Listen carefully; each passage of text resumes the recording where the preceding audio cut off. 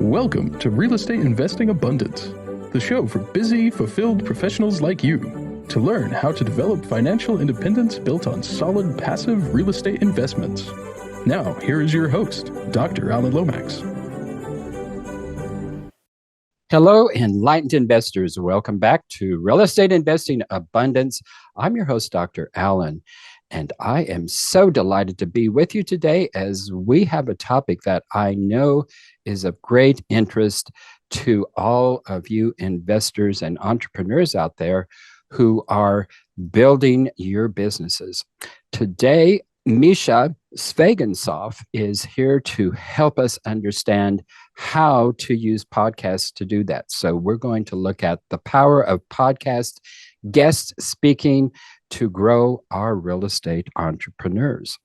Misha is the founder of Influence Army, and he is a seasoned sales and digital marketing expert, guiding heart-centered entrepreneurs to amplify their message and influence without costly ads, using a blend of old school and modern strategies. So welcome, Misha, and take us into the show and share a memorable experience that was key to being who you are today. Amazing, Alan. I am so happy to be here, and I love how you started enlightened investors. So hello, enlightened investors. How amazing is that? A memory that really was impactful in my life, or perhaps towards my more formative years. When I was a teenager and kind of out of the gate, I was an alcoholic and an addict. So by the time I was 15, 16 years old, I was a raging alcoholic and an addict. So I had lost control of my drinking and had lost control of my drug use. Had gotten a DUI when I was 16 years old. The one time that I got arrested, I got pulled over multiple times. This might be way too much information for you, but I'll continue with the line if that's okay. Yeah, go for it. Yeah. I'd had my teenage friends were dying around me. Literally, I'd had a girlfriend, when I was 16, had her for a couple of weeks, and she was with a different friend, drunk driving, and he went into a coma, and she died in a car accident. And I was at the hospital making the phone calls to parents. Hey, no. Yeah, your son's in a Oh, coma. wow. Yeah, surprisingly enough, that was not enough when I was 16 to get me on the straight and narrow. There's a saying for those of us in recovery that goes, the alcoholic life seems the only normal one. When we're in those states of self-will run riot, if you'd like to call it that, or just really, it seems the only normal one. So we can't imagine life without that thing that has gripped us. And Exactly. by the grace of God, I was 17 years old, and I had graduated to judge rank from Judge Horn.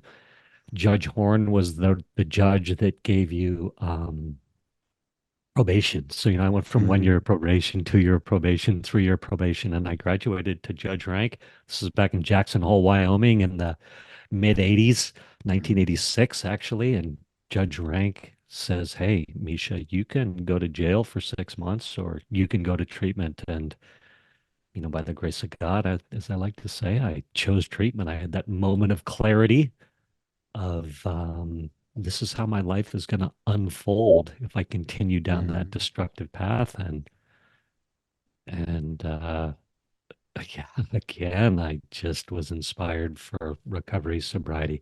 And the reason I say that and I tell you that story is because I've been involved in the recovery community for my whole life and been on straight line sobriety. And I'm in my mid 50s now, and straight line clean time, meaning I've never had to relapse or go back to the bottle and I'm not saying anybody that likes to partake in those things, by all means. It's just I cashed in my ticket. I cannot do that. But a part of the recovery community and what we do and what we learn is, ego reduction, taking accountability for our actions, and how can I be of service? how can I be of service? So in 12-step modalities, whether it's, AA, Gamblers Anonymous, Sex Addicts Anonymous, all these anonymouses, much of it, these modalities talk about how can I be of service? And so still to this day, I volunteer at recovery houses. I mentor people that are trying to get clean and sober. And I just tell you all that because it's translated into my business life where I'm constantly thinking, how can I be of service? How can I be of service? What can I bring to the table? What can I add versus take? So even before I'm jumping on this podcast with you, I'm praying to source, God, your higher power, whatever it is. Hey, how can I be of service to Alan and Alan's audience? So yeah, how's that? Well, it's very cogent, I think, for the real estate investing community in a number of ways that you just pointed out, that the importance of taking responsibility and showing up to be accountable are critical aspects of the real estate investing community. And of course, my mind just went blank. What was your last point there? Yeah, Dean of service. So we had Being accountability, of service, service, yes. Dean of service. Yes. That's also very much a part of the real estate investing community. And I appreciate you pointing that out because so many people think of real estate investors as in it only for the money and selfish individuals. But that just has not been my experience with most real estate investors. Certainly, those kind of people are out there. But the real estate investors that I associate with are very much involved in service of some way, shape, or form in conjunction with investing as a service, but most all of them have service interest outside of the investment industry as well. So I think it's very cogent. And also, the other part that I think is very cogent about that is that your demon was alcohol and drugs, but we all have demons of some sort or the other. And those of us who have learned to be contributors and successful, we've all had to deal with those demons in one way, shape, or form. So I appreciate you sharing your story so honestly with us. I could spend the rest of the podcast talking with you about that, but I will spare you that. And let's go into what we're here to talk about today, which is what are the benefits to real estate investors for being guests on podcasts. Yeah, that's such a great question. And it's such a great topic. And just to give you a little bit more backstory, I was a home loan officer from 2001 until 2015, was very successful at it, not only with refinances, but with purchases, helping people get financing, whether it was for investment properties or this was retail. So I was a retail home loan officer. So I have some roots in this conversation a little bit, at least at that angle. And I've also know about, the investing environment and the way that people buy properties and things like that. And there's all these ways to do it. And where am I going with this? Sorry, is that, I think my initial thought was, of course, there's real estate agents, right? So they are facilitating real estate transactions for people who are buying and selling properties, right? Whether that's commercial or residential. But then I was thinking too, obviously they should be on podcasts talking about what they do, and I'll tell you why in a minute. But then I was also thinking from the investor side, from the person who's trying to acquire properties or sell properties or grow their portfolio, whether that's single families, 4-unit properties, but multi-units, Airbnbs, land. I mean, there's development. There's so many things, REITs, all this stuff out there, right? I'm assuming you talk about all of that stuff, yes? Correct, right? Yeah, right. So from the investor side, if you are looking to acquire properties, people need to know that you're looking to acquire properties. If you're looking to pool money, people need to know that you're looking to pool money. And I know that if you get big enough, or there's certain legal parameters once you start forming REITs or things like that, or what have you, that maybe you're restricted on what you say, but perhaps there's creative ways to do it. So thinking of it from that angle of I have something to buy, or I have something to sell, or I mean, I'm looking to buy, I'm looking to invest, or I'm looking to sell or divest. Yes. Mm-hmm. Uh, so I'm thinking of it from that angle. So if you guest speak on podcasts, one of the benefits is you can literally guide somebody to a call to action, right? So anybody listening to this right now could go, "Oh my gosh, Misha, you are so right. I need to guest speak on podcasts. I need to get out there. I need to get my message dialed in. I need to get the word out so people can take action on my call to action. How would I do this?" I'd say go to badzuck.com. You could go to badzuck.com and join my membership, and I'll teach you everything you need to know. Right. So there you go. That's the literal call to action. And so before I tell you the rest of the benefits, if you think about it from somebody who's trying to buy properties, if that person, he or she, was to start speaking on investment style podcasts, right? And keep in mind, we only need a small slice of the podcast audience to be really our target market, Mm-hmm. right? So it's not like it needs to be, I'm a real estate investor, so I need to speak only on your podcast, Alan, right? On the real estate investing abundance podcast. But if we start thinking about all the entrepreneur podcasts out there that you could speak on about, hey, I buy properties and this is what I do and this is how I do it. There's going to be a section of that audience that maybe goes, "Oh, I've got a property to sell. I need to call this guy. He knows what he's doing." But does that make sense?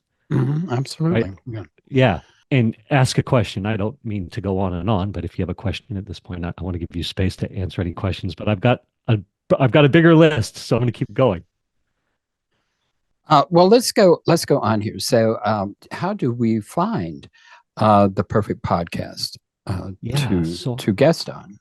yeah, so that's another great question. I wanted to, before I answer that, I want to say, as real estate investors, you know, enlightened real estate investors, a lot of the shows that you talk on, the actual host himself or herself will be an opportunity to do business. Mm-hmm. And those podcasts are oftentimes a great source for a direct referral, collaboration opportunities, and then of course you can repurpose all the content uh, out to your social Mm-hmm. media channels if, as an investor, you're doing that. And then there's the branding. So all that aside, so how do you find them? So a simple Google search is a great way to go first. So you can literally Google investment podcasts, coaching podcasts, entrepreneur podcasts. You could do these things, or you could even thinking of who's got money to invest in properties if you were looking for investors, or who has properties to sell as an audience. Well, perhaps seniors are looking to divest their properties, for example. So you could look for senior based podcasts, or podcasts that target seniors, or podcasts that have a older demographic. Does that make sense? Mm-hmm. So you can start Googling all that. You can also just go right into Apple Podcasts and search podcasts that way and find great lists. And Apple does a good job of recommending like shows. Okay. Now, Mm-hmm. here's the secret sauce. This is the secret sauce. I jump on your show, I look at your interview list, and I go, there's a target market of other people with shows that I can target. So you can find shows that you want to speak on. You look through their guest list. Huge amount of guests these days have their own podcast, their own platform. And so you can just reverse engineer, in effect, that. Does that make sense? Absolutely. Yeah. Enlightened investors, if you haven't done so already, be sure and click that like button and also click that share so others can take advantage of the content. And finally, be sure to subscribe so you don't miss a single one of our upcoming episodes. I had never thought of that. And I'll go. Yeah, go ahead. Yeah, so there's some tools too as well. So there's listennotes.com where you can there's like databases of podcasts outside of Apple Podcasts or Spotify. But I'll wait. I'll save those two databases. The databases I want to talk about for the next question, which I believe is coming. Okay. It's one thing to find the podcast you want to get on. And I have discovered that it's quite another thing to find out how to contact the host or whoever it is that is responsible for scheduling guests. So how do you break that code? Yeah, that's such a great question. So we want to get their email addresses, right? So it is one thing finding the show, and then we've got to find the email address. And so every podcast has an RSS feed. 99.9% of podcasts have an RSS feed. And I teach all this in what I do. But here, I'm going to give you the hack. You can go to podcastaddict.com or chartable.com, and then you can enter the name of the podcast and click show RSS feed. And it doesn't even matter what the RSS feed, technobabble, doesn't matter what it is. Just know that on 90% of the podcasts, the podcast host email is in there.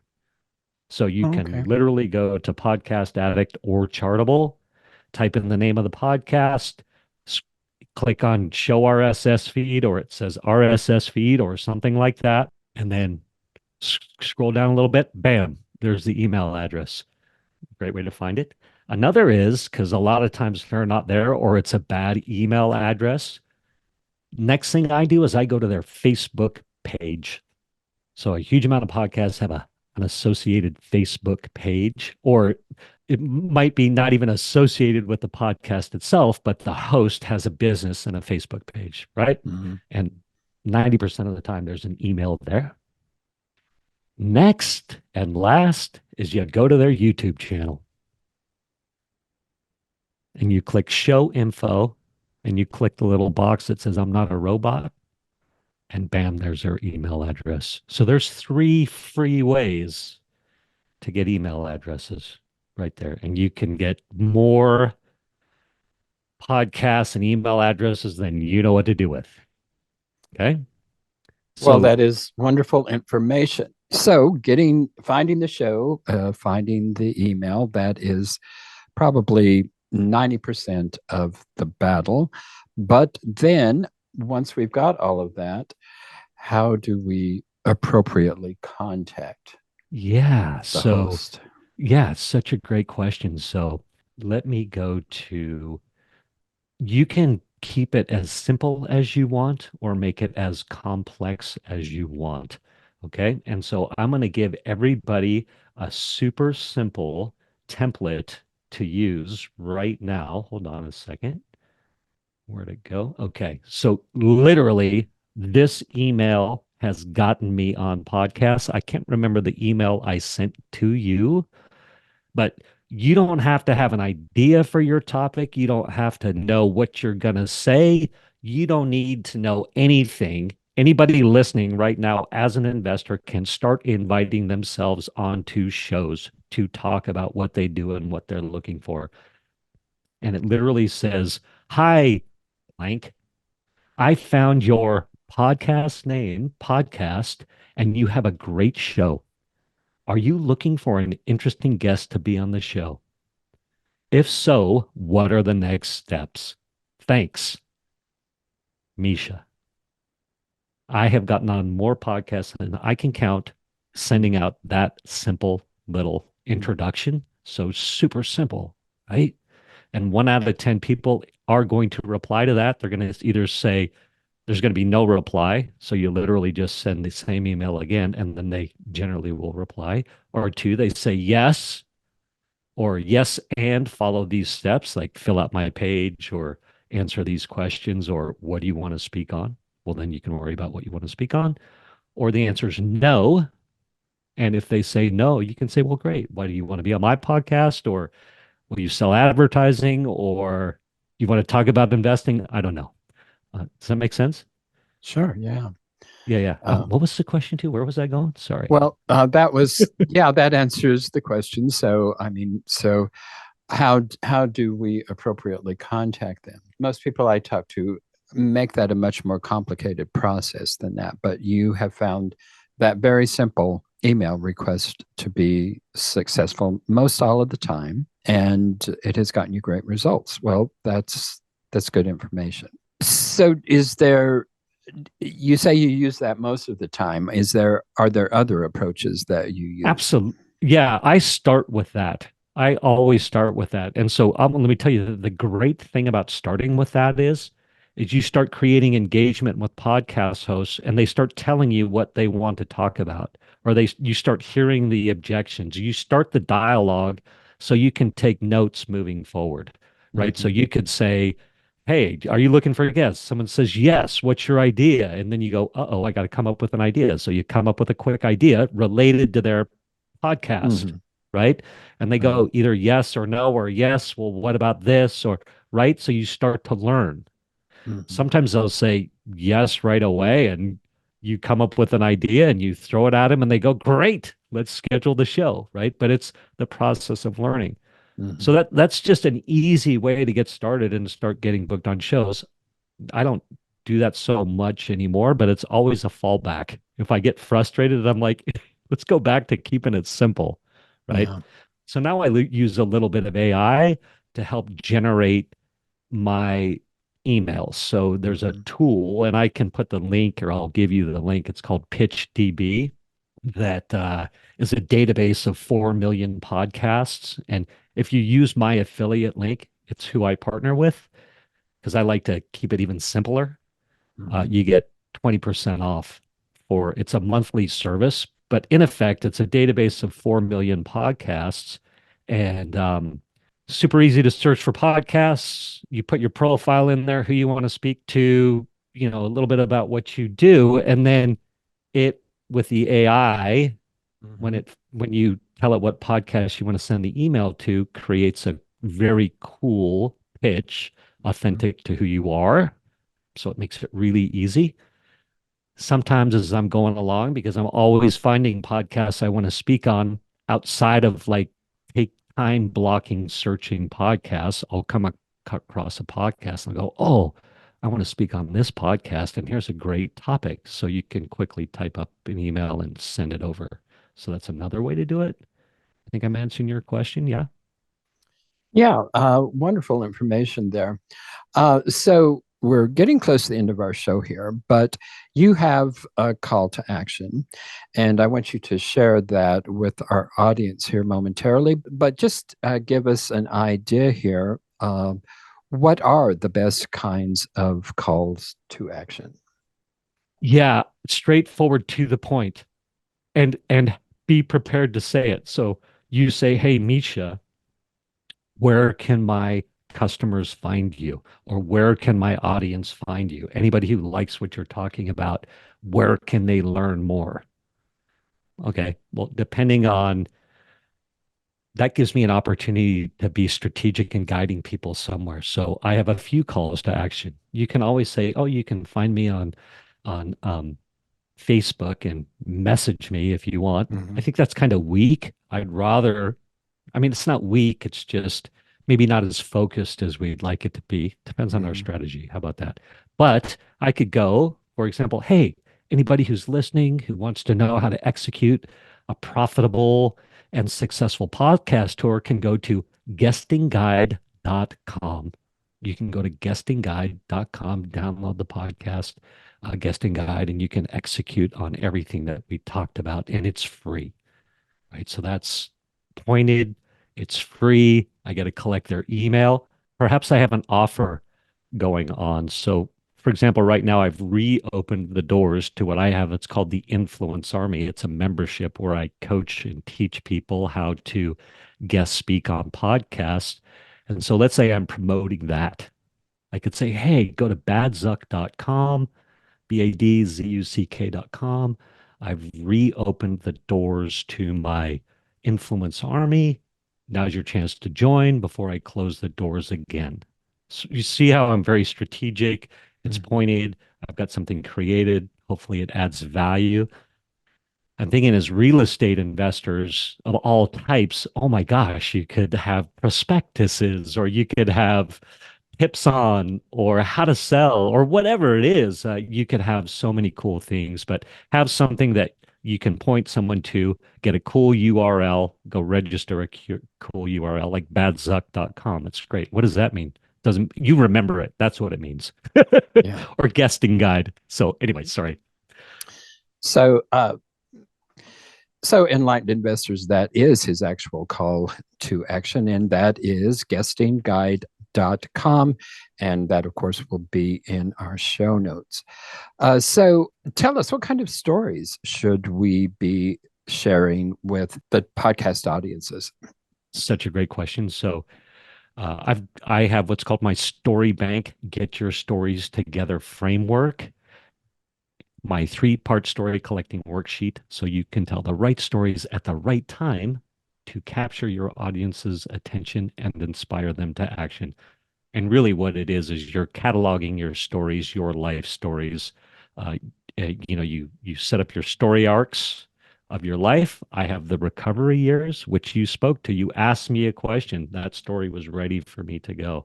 Then I've got my success years when I was in sales and mortgages and telemarketing and all that. And then I've got my flame out years, right, where parents died, career upheaval, divorce, more failed relationships, right? That's a story arc. And then I've got my rebirth years, which is what I'm doing now, re-entry into entrepreneurial endeavors. So get your key story arcs.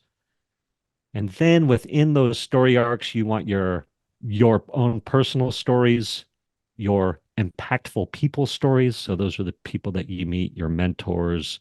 Could be a homeless guy on the street who changes the course of your life, your mother, your father. And then, of course, your customer stories. And that's who you're helping, who you've helped, who you've inspired. So you can talk about what you do through your customers' eyes, or your, as an investor, just your success stories. And does that make sense? Absolutely. Unfortunately, we have come to the end of our time here together. Misha, wonderful information here. And enlightened investors, I know that you have enjoyed the show and gotten a lot out of this.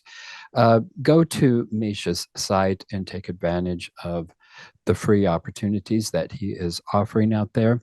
And Misha, thank you so much for being with us today. And enlightened investors, as always, it's been a pleasure being with you. I really, really appreciate your time that you spend with us. And I have one favor to ask. Go to Apple Podcast and leave us a rating and a review. And while you're here on YouTube, please like and share and subscribe. Until next time, live prosperously and abundantly, and we'll see you in the next episode. Enlightened investors, wait, don't go just yet. I just want to remind you about our recently launched webinar that you will not want to miss. If you're at all curious and would like to learn more about how real estate investing can diversify your investment portfolio, alleviate the anxiety associated with Wall Street swings, leverage your 401ks and IRAs to substantially increase the return on your investment, and do all of this with turnkey, hands-off, passive real estate investments, then you'll want to immediately go to steedtalker.com/webinar. In the webinar, we'll also address the common dubious investment schemes that you want to avoid. To access the webinar, go to steedtalker.com/webinar.